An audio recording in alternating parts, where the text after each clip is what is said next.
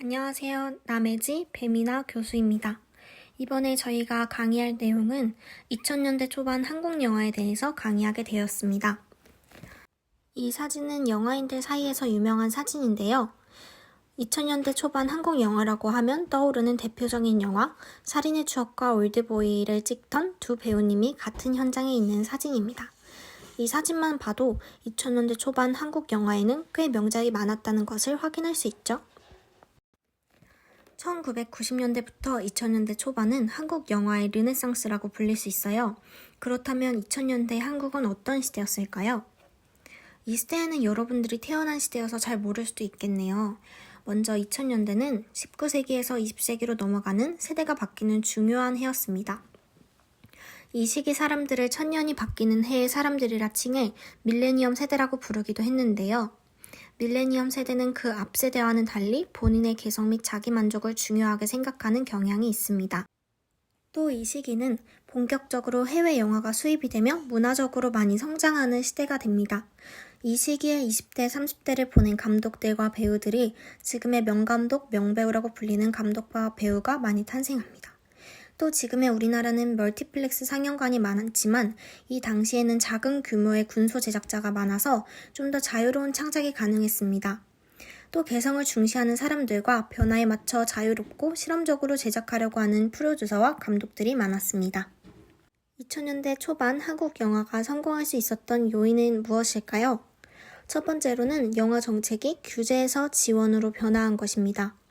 1997년 검열제도 폐지로 상영 등급제가 도입되어 분단을 비롯한 사회 정치적 이슈에 대한 창작의 자유가 확대되었습니다.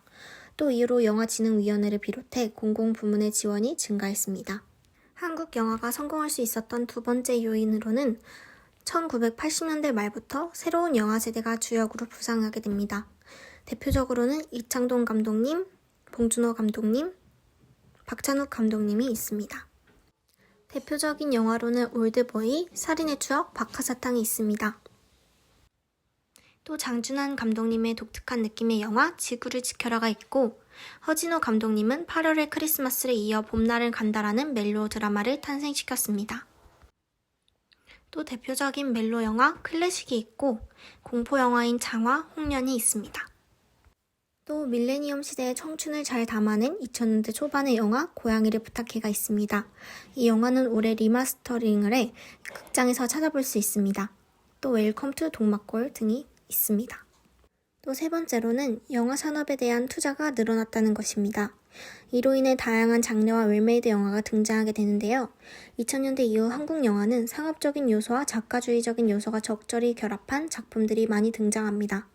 따라서 2000년대 초 한국 영화는 장르 혼합적 요소와 상업적 작가주의적인 면을 띠고 있습니다. 마지막으로 네 번째는 영화 산업 구조와 멀티플렉스입니다. 멀티플렉스가 확대되어 관람 환경을 개선했고 관람을 위한 인프라가 확충되었습니다. 이로 인해 최초엔 1000만 관객이 동원되었는데요. 멀티플렉스에 대해서 조금 더 자세하게 발표하도록 하겠습니다. 멀티플렉스 영화관은 2개 이상의 스크린을 가진 영화관이라고 할 수 있습니다. 오늘날 기준으로 5개 이상 스크린을 가진 영화라고 불리는데요. 단지 영화 수요만 이루어지는 장소에서 탈피하여서 전자게임, 쇼핑, 음반, 서점 등 시설과의 연계로 종합적인 문화소비시설로 된 것이 특징입니다. 대표적인 엔터테인먼트로 CJ 엔터테인먼트, 롯데 엔터테인먼트 등 대기업 자본 위주로 제작 배급, 상영 시스템이 재편된 것입니다. 영화평론가 배주연이 말했습니다. 1990년대 후반부터 점차 사라지던 동네 극장들이 2000년대에 들어서 자취를 감추고 멀티플렉스 상영관들이 완전히 자리를 잡았다. 상영 영화는 이제 전문적인 물량 공세가 가능해져 이는 1000만 관객 시대를 예비하는 것이었다. 따라서 다음으로는 1000만 관객 영화들을 살펴보겠습니다. 최초의 1000만 관객 영화는 바로 실미도인데요. 이 실미도 이외에도 다른 1000만 관객 영화들도 가져와 봤습니다. 강재규 감독님의 태극기 휘날리며는 6.25 전쟁을 배경으로 두 형제의 비극적 운명과 진한 형제를 그린 영화로 한국 영화 사상 처음으로 38일 만에 1000만 관객을 돌파하여 58일 만에 1000만 명을 넘어서게 됩니다. 다음으로는 이준익 감독님의 왕의 남자입니다. 연산군을 소재로 한 희곡 이를 각색해 연출한 이준익 감독의 작품으로 조선시대 연산군과 궁중 광대들의 기구한 운명을 그렸습니다. 당시 성소수자인 동성애자와 그를 소재로 한 영화들에 대한 관심을 불러일으키며 화제를 모았습니다. 다음으로는 봉준호 감독님의 괴물입니다. 한강에 갑작스레 나타난 괴물에게 아이를 빼앗긴 한 가족의 분투를 담고 있는 영화로 당시 한국 영화 사상 최대 규모의 특수효과로 주목을 받았으며 영화는 1,301만 명의 관객을 기록하면서 한국 영화 사상 네 번째로 천만 영화가 되었습니다. 다음으로는 윤재균 감독님의 해운대입니다. 부산 해운대 앞바다에 쓰나미가 들이친다는 발상에서 출발한 재난영화로 한국 최초의 재난형 블록버스터를 표방한 작품입니다. 할리우드식 재난영화와 달리 한국만이 가진 웃음과 드라마를 풀어내며 2006년 괴물 이후 3년 만에 천만 관객을 돌파했습니다. 다음으로는 우리나라 영화가 주요 국제영화제에서 수상했던 연역들을 살펴보겠습니다. 2000년대에는 인정사정 볼 것 없다와 박하사탕이 수상을 했고 2001년에는 마리 이야기, 나쁜 남자, 오아시스 등이 수상을 했습니다. 다음으로는 모스크바 영화제에서 장준환 감독님이 감독상을 타면서 지구를 지켜라가 또 한 번 화제가 되었고 베를린 영화제에서 박찬욱 감독님이 사이보그지만 괜찮아에서 수상을 하게 되었습니다. 또 2007년에는 이준익 감독님이 도빌 아시아 영화제에서 왕의 남자로 수상을 했고 칸 영화제에서 여우주연상을 전도연 배우님이 타면서 미량도 다시 한번 화제가 되었습니다. 2009년에는 칸 영화제에서 박찬욱 감독님이 박쥐로 심사위원상을 수상하게 되었습니다. 따라서 저희는 2000년대 초반에 왜 한국 영화에는 명작이 많을까에 대해 고민해 보았는데요. 이에 대해 배미나 교수님의 생각은 세월이 흐르고 더 많은 영화가 제작되면서 점차 관객들이 새롭다라는 감정을 느끼기 쉽지 않은 것 같습니다. 작품이 많을수록 새로운 작품에서 이전 작품들 중 비슷한 느낌을 받을 가능성이 높으니까요. 이러한 면에서 2000년대 작품들의 새로운 시도, 그리고 여기서 관객들이 느낀 새로운 감정이 합쳐서 명작이 많다고 생각하는 것 같습니다.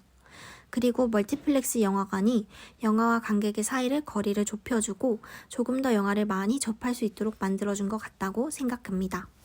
저의 생각은 아무래도 한국의 시대적인 역사의 영향이 큰 것 같다고 생각합니다. 영화뿐만이 아니라 모든 측면에서 가장 크게 문화가 성장했던 시기였던 만큼 영화도 그 영향을 받지 않았나 싶습니다.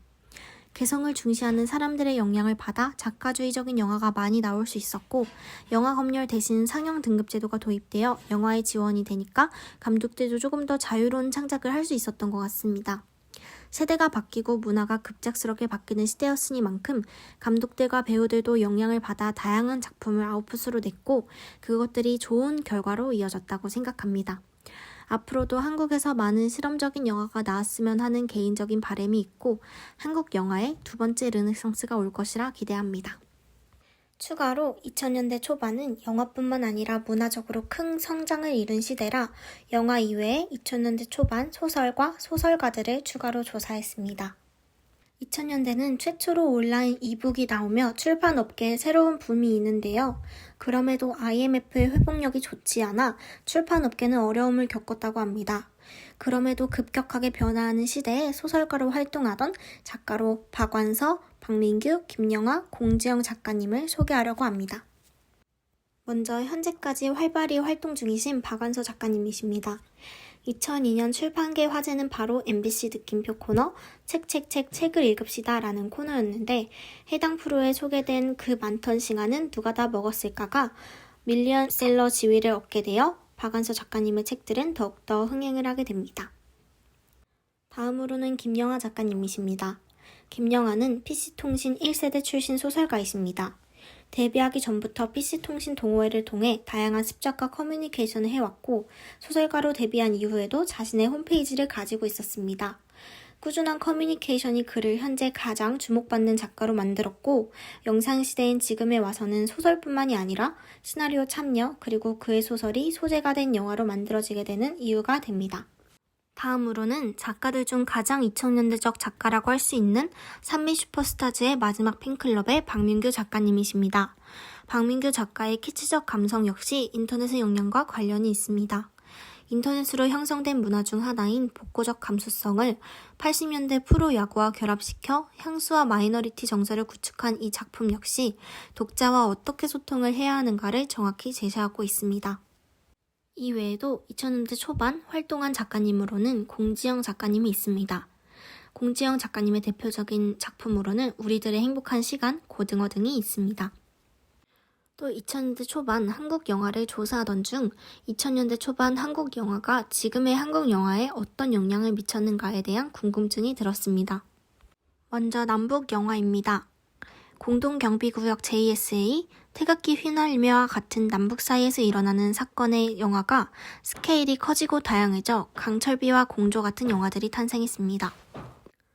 또 고양이를 부탁해와 엽기적인 그녀와 같은 영화 속에서 여성이 맡는 역할 범위 확장 및 주체적인 여성 주인공이 등장하면서 차이나타운과 써니와 같은 영화도 등장하게 됩니다. 2000년대 초반은 조폭 영화도 많이 등장하게 되는데요. 친구, 두자불체, 비열한 거리와 같은 넓은 스크린에 따라 커진 액션 스케일과 세진 강도로 신세계와 범죄와의 전쟁이 연이어 등장하게 됩니다. 다음으로는 한국 영화의 성공 뒤 그림자입니다. 초대형 성공작의 상영관 독점과 저예산 영화 등 다양한 영화들의 개봉기의 박탈, 안정적인 영화 배급 시스템의 문제, 스크린 커터 축소에 따른 부작용 등이 있었습니다. 또 유명 스타들의 과도한 개런티와 제작비 상승, 묻지마식 투자와 제작 및 극심한 경쟁에 따른 수익률 저하가 잇따랐습니다. 또 영화 시나리오의 원천 콘텐츠 부족, 극장 수입과 DVD 판매 등에 의존하는 수익 구조 등 적지 않은 문제가 분포해 있었습니다.